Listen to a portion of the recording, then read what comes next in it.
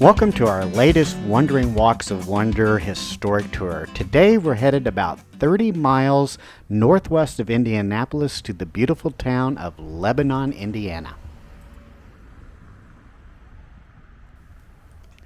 Lebanon itself was officially founded in April of 1830 as a result of actions taken by the Indiana General Assembly. It became the county seat in 1832.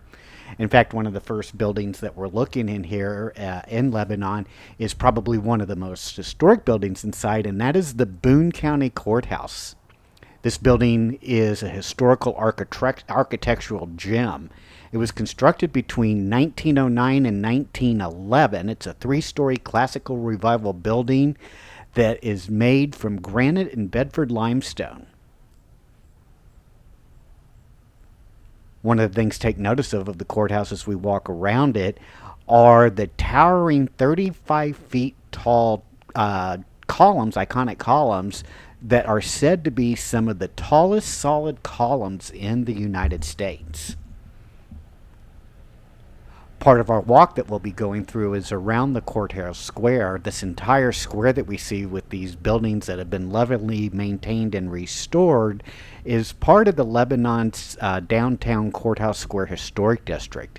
Most of these buildings were constructed in the late 1800s and early 1900s that once housed such things as pharmacies, general stores, drug stores, blacksmith shops, furniture shops, and much more. We'll learn a little bit more about some of the other historic structures as we go through the town today.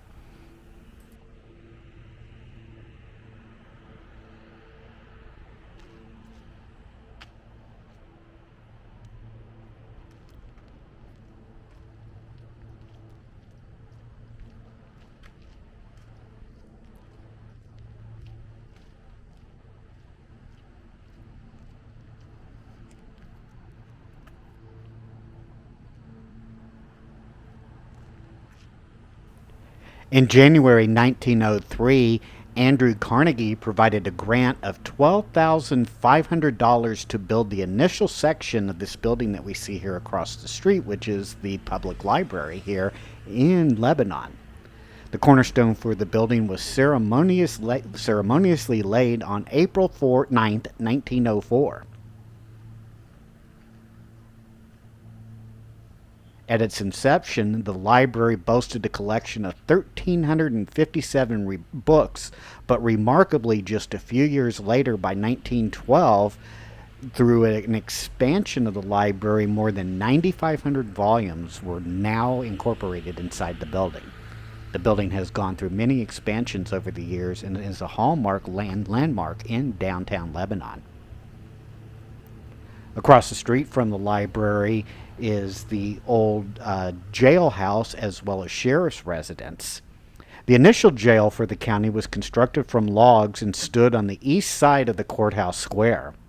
A second jail built with similar log construction was situated on the north side of the square, occupying the site where the first county courthouse was once established.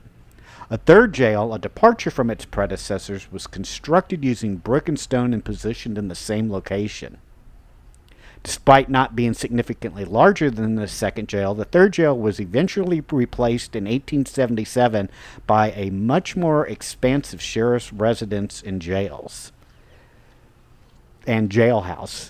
This final fifth iteration that we see today was erected in 1939. This beautiful building that we see here along the courthouse square is a building that was constructed for the Knights of Pythias. Hope I'm saying that right. This building served as their lodge hall, utilizing the second and third stories for their meetings and activities. The architect behind this building was Lewis H. Gibson. Notably, during the late 1890s to the 1920s, the second story also accommodated the local telephone exchange. In the initial decades of the building's existence, the first floor storefronts were occupied by a grocery store and a plumbing business during the 1890s and 1900s. By 1919, these spaces were transformed, housing stores specializing in clothing. Lebanon Lodge number 45 of the Knights of Pythias was established on April 16, 1874, with an initial membership of 14 charter members.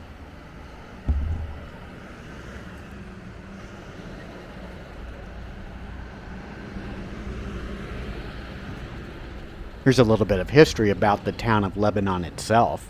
General James Perry Drake and Colonel George L. Kennard, two prominent Indianapolis men with military titles from their service in the Indiana militia, were the founders of Lebanon. Recognizing the planned organization of Boone County, they strategically purchased three tracts of land near the county's geographic center, anticipating it to be the future county seat. The land acquisition, completed on March 1st, 1830, at the cost of $1.25 per acre, set the stage for the town's development. With the acquired land, Drake and Kennard likely initiated the platting of the town, consisting of over 19 blocks surrounding the public square, known as the original plat. To ensure the town's prosperity, Kennard served as the Marion County surveyor, and he surveyed a road from Indianapolis to Lafayette, adjusting its course to pass through Lebanon. Adam French, one of the first commissioners, named the town Lebanon due to a cluster of hickory trees that reminded him of the cedars of Lebanon from the Bible. In 1839, a two-story brick courthouse replaced two log structures that originally served as the Boone County Circuit Court. In 1856, a larger, more stately brick courthouse was built at a cost of $40,000. That courthouse stood until 1909, when it was demolished to make way for the current building that we see today. On top of the monolithic limestone columns at the north and south entrances, believed again to be the world's largest, the second largest stained glass dome in Indiana is also housed inside the new courthouse building.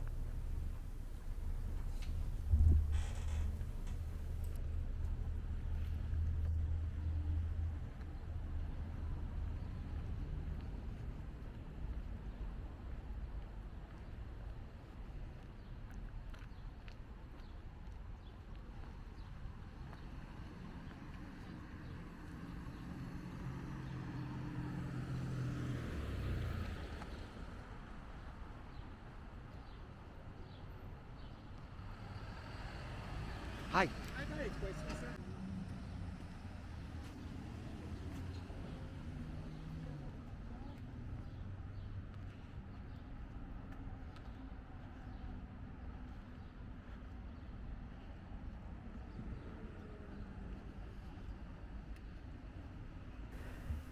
This building that we see in front of us, the N.N. Smith Company building, was originally erected for the N.N. Smith Cigar Manufacturing Company, with its corporate headquarters situated in the nearby town of Frankfort, Indiana. Serving as the company's second location, the architectural details of this building were inspired by the design of the Frankfort plant. That building was constructed in 1919.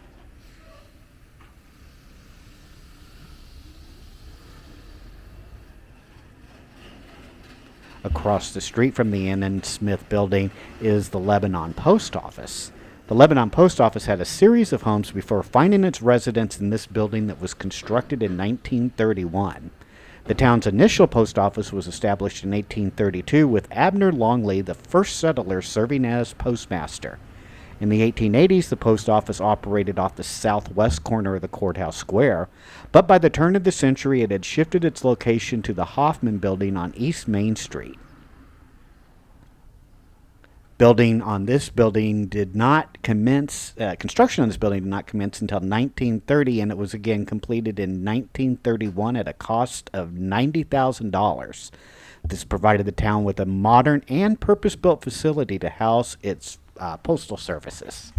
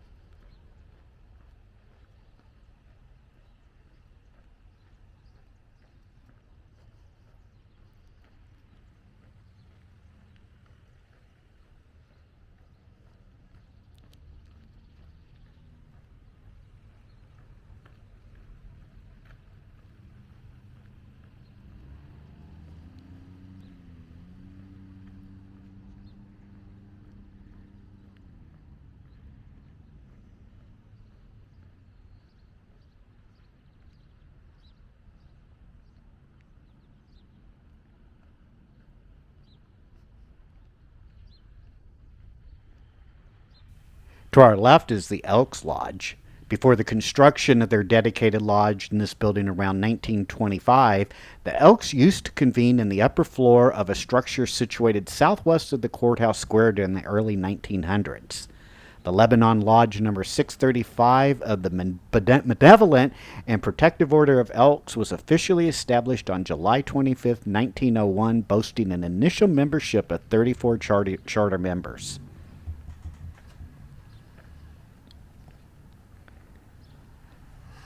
The building again that we see here to our left is a building that once served as the Myers Hotel from the 1920s to the 1950s. It once featured a lobby and restaurant on its first floor. Initially constructed by the Eichmann family, the building underwent reconstruction by Myers following a fire in 1938. This accounts for the unique appearance of the facade, blending elements of the 19th century cast iron with more modern style brickwork.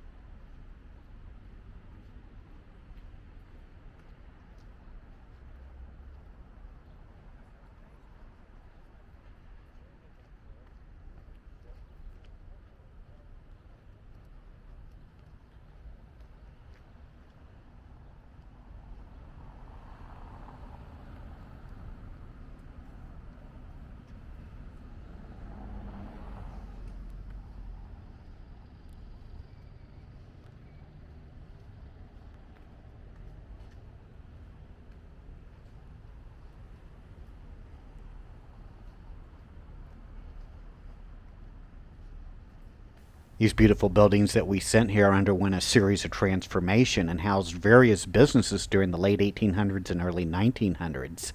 In the late 1800s, it accommodated a bakery, millinery, and grocery store. As the years progressed into the early 1900s, the building evolved to include a grocery, restaurant, and newsstand cigar store. The building that we see here in front of us dates back to 1907 when it was originally erected for the Farmers State Bank. This financial institution, organized on December 30th, 1900, began operations in March of 1901 with an initial capital stock of $30,000. Remarkably, by 1906, the bank's capital had surged to over $100,000. The first floor of the building housed the bank offices facing Main Street, and a grocery store occupied the Meridian Street storefront. In 1928, the building was gutted when a fire struck the building, and it was remodeled by town leader Frank Heflin. The refurbished building featured retail space on the first floor and offices on the upper floor.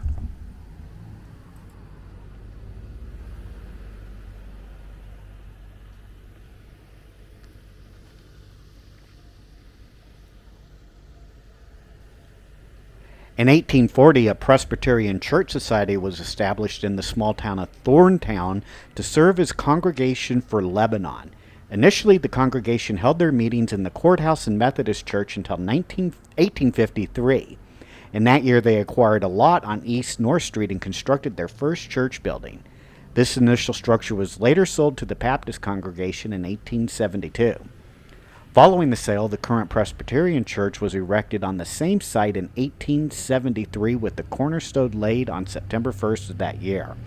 However, a tornado struck in 1878, causing significant damage and removing the roof. The original construction of the church cost around $13,000 with about $5,000 post-tornado renovations.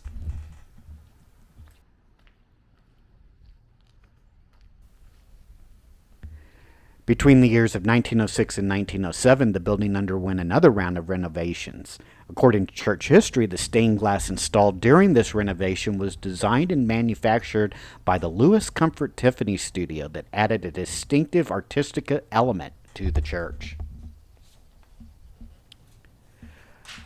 Founded on December 12, 1872, with a modest 14 members, the Baptist congregation made a pivotal decision to acquire the previous Presbyterian church building situated at this location that we see. Unfortunately, a fire in 1912 led to the demise of that structure. Undeterred, the congregation proceeded to erect a new building on the same site, incurring a cost of about $34,000 for its construction. This newly built facility was dedicated on May the 11th, 1913, and by 1914 the congregation's membership had grown substantially, reaching approximately 485 individuals.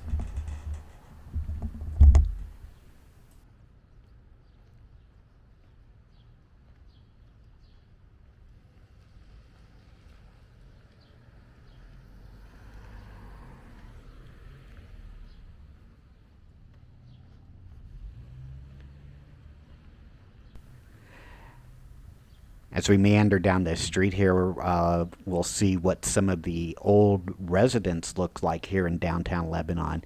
Many of these homes have been lovingly maintained and restored, some for over a century.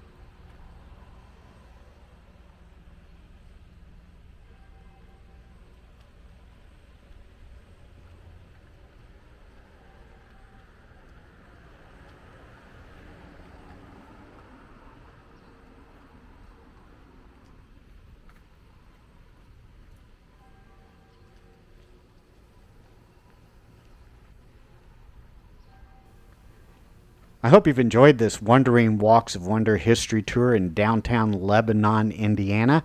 If you're a resident of Lebanon or have visited before, leave a comment on one of the aspects or buildings or stories that you like best about Lebanon. Make sure to hit that like and subscribe button, and we will see you on our next Wandering Walks of Wonder adventure. Take care now. Bye-bye.